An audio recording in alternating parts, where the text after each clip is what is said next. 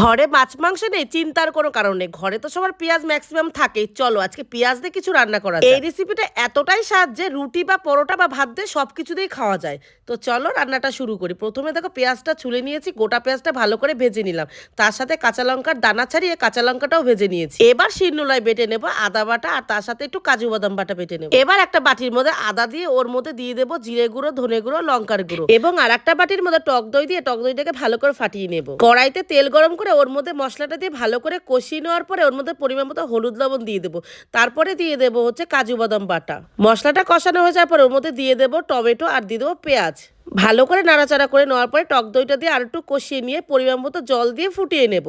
পেঁয়াজটা যখন মজে যাবে ওর মধ্যে দিয়ে দেবো সামান্য ঘি দিয়ে দেবো আর দিয়ে দেবো কুচোনো ধনেপাতা। আর নামানোর আগে দিয়ে দেবো গোটা গরম মশলার গুঁড়ো। ব্যাস নাড়িয়ে চাড়িয়ে নামিয়ে নেব। রুটি কিংবা পরোটার সাথে দুর্দান্ত লাগে খেতে। যাই হোক, ভিডিওটা কেমন লাগলো জানিও কমেন্টে। তো আজকে তো সবাইকে টাটা।